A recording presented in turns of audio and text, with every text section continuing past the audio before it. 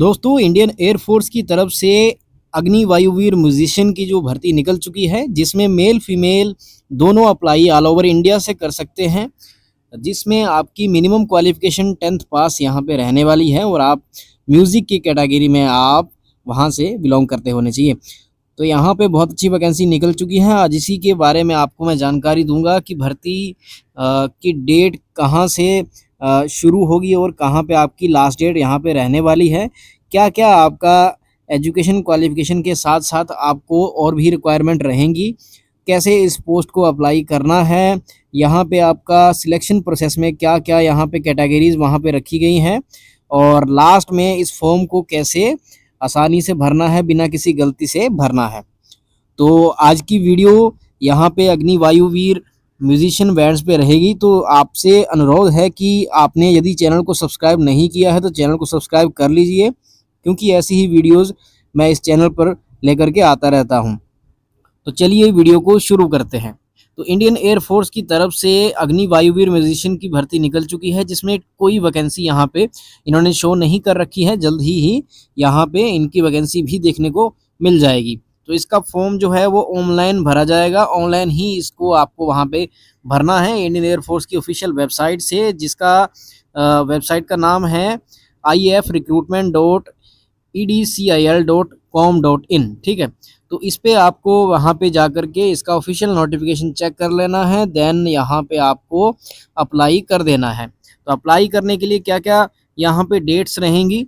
आपकी जो online apply की जो स्टार्ट डेट है वो 20 जुलाई 2026 से हो जाएगी शुरू, और लास्ट डेट जो है वो 2 अगस्त 2026 तक यहाँ पे रहने वाली है। तो ये जो ड्यूरेशन है 10-12 दिन का, इस ड्यूरेशन के बीच में ही आपको अप्लाई कर देना है। बहुत सारे बच्चे इसमें अप्लाई नहीं करते। यदि आपने म्यूजिशियन कैटेगरी में यहाँ पे आपके पास या फिर कोई सर्टिफिकेट है, या आपके पास डिप्लोमा है, या फिर आपने म्यूजिशियन कैटेगरी से 10th पास करी है, आपने पार्टिसिपेट किया है, तो वो चीज़ आपको यहाँ पे अग्नि वायुवीर एयरफोर्स जो म्यूजिशियन बैंड्स पे पोस्ट पे आपको वहाँ पे सिलेक्शन करवा सकती है। ठीक है, रिक्रूटमेंट रैली जो होगी वो 31 अगस्त से 9 सितंबर के बीच में रहने वाली है। वेन्यू आपको मैं बता दूंगा, इसका ऑफिशियल नोटिफिकेशन भी मैं अपनी डिस्क्रिप्शन में दे दूंगा, जिससे आप आसानी से वहाँ पे पूरा चेक करके पूरा ब्रीफ में समझ पाएंगे। ठीक है, इसका जो मेन समरी है मैं आपको बता देता हूँ। मैं इसकी जो मेडिकल एग्जामिनेशन है वो भी सितंबर में ही होगा, देन आपकी रिक्रूटमेंट रैली होगी, उसके बाद आपकी मेडिकल एग्जामिनेशन होगा। ठीक है, और जो आपकी प्रोविजनल सिलेक्ट लिस्ट है वो आपको 14 नवंबर 2026 को एग्जैक्ट डेट में आपको देखने को मिल जाएगी। ठीक है, आपकी जो एनरोलमेंट लिस्ट है उसकी पब्लिकेशन 1 दिसंबर 2026 पे क्लैरिफाई हो जाएगी। ठीक है, अभी बात कर लेते हैं इसकी जो एप्लीकेशन फ़ीस है वो बहुत ही मिनिमम है, 100 रुपये आपको भरना है इंक्लूडिंग जीएसटी।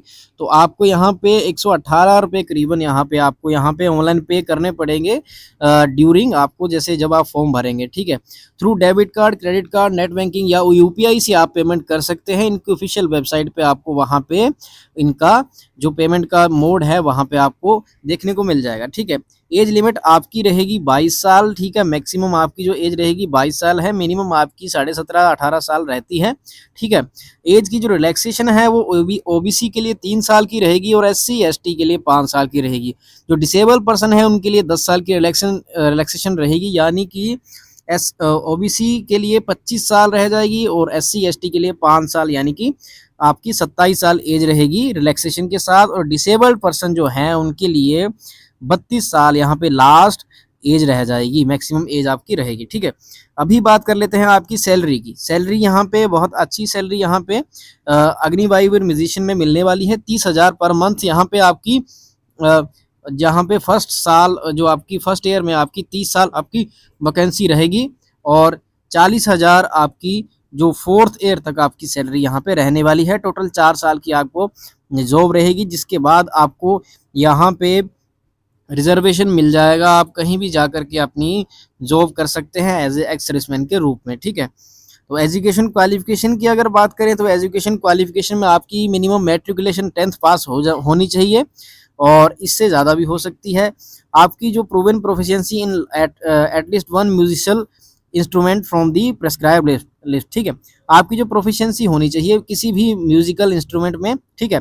जो प्रेस्क्राइब लिस्ट है वो इनकी ऑफिशियल नोटिफिकेशन में दे रखी है, जिसका लिंक मैं अपने डिस्क्रिप्शन में दे दूंगा, वहां से आप चेक करके इस पोस्ट के लिए अप्लाई कर सकते हैं। ओनली अनमेरिड और मेल और फीमेल कैंडिडेट इसमें अप्लाई कर सकते हैं, कोई भी यहाँ पे मैरिड नहीं होना चाहिए, ठीक है।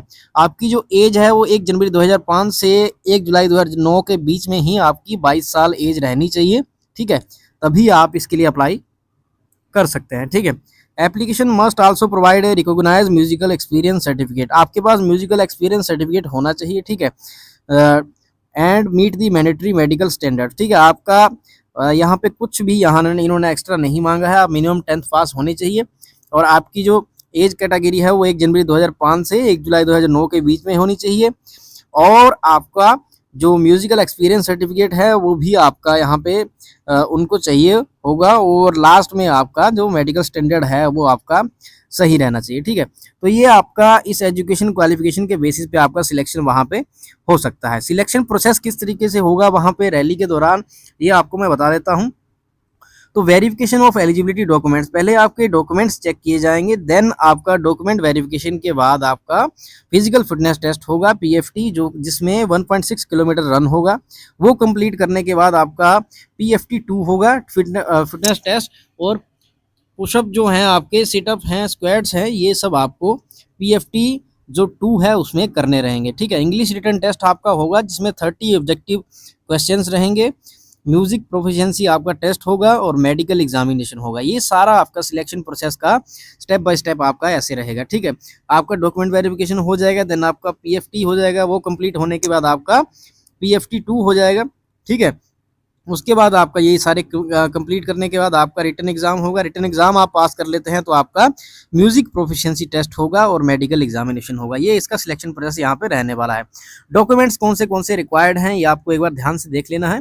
म्यूजिकल इंस्ट्रूमेंट डॉक्यूमेंट्स हैं जो आपकी लिस्ट ए और बी में ऑफिशियल नोटिफिकेशन में दे रखे हैं, उसके हिसाब से आपको वहाँ पे लेकर के जाने हैं, ठीक है। एचबी पेंसिल, इरेजर, शार्पनर और ग्लू स्टिक आपको नॉर्मल स्टेशनरी अपने साथ कैरी करनी है। Colour print out of provisional admit card, जो आपका एडमिट कार्ड फॉर्म भरने के बाद आएगा उसको आपको लेकर के जाना है। Colour print out of duly field application form, आपका जो एप्लीकेशन फॉर्म है उसका भी स्क्रीनशॉट आपको लेकर के वहाँ जाना है। 8 पासपोर्ट साइज फोटोग्राफ आपको लेकर के जानी है।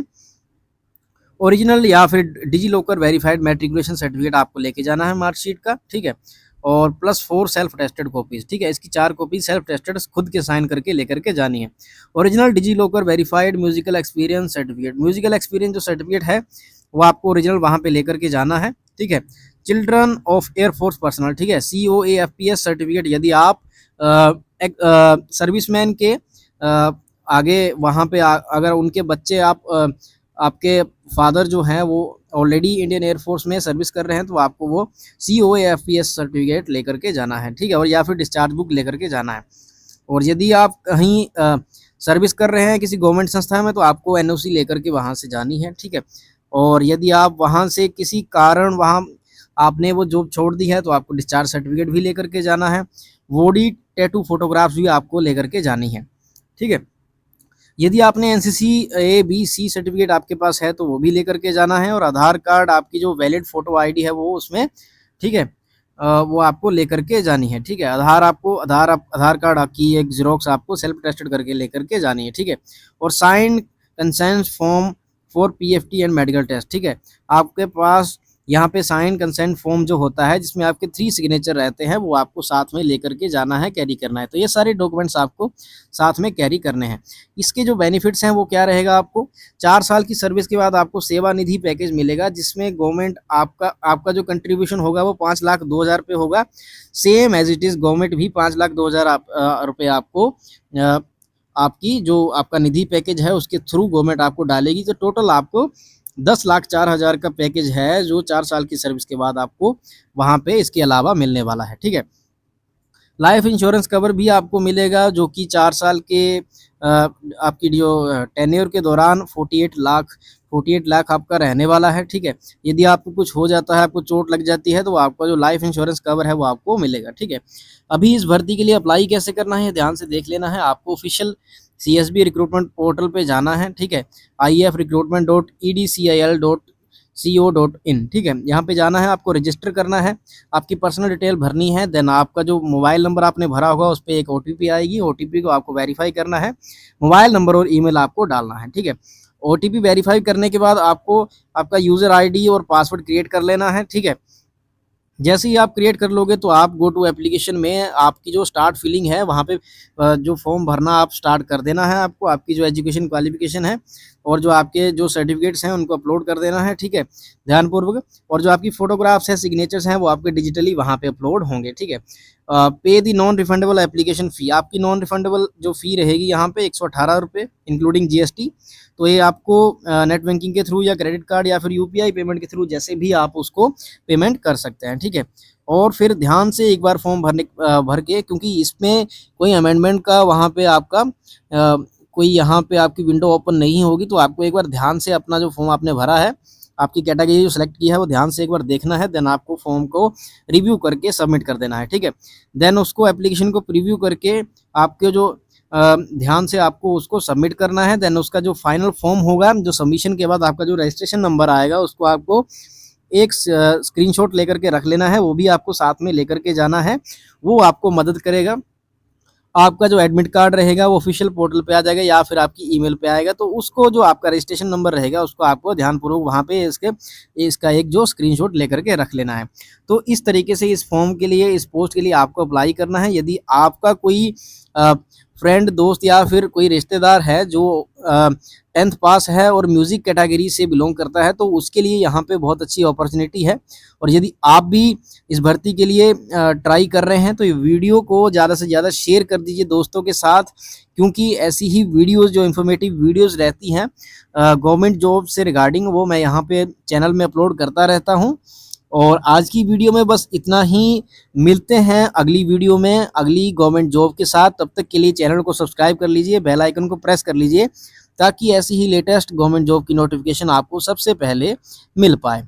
तब तक के लिए जय हिंद, जय भारत।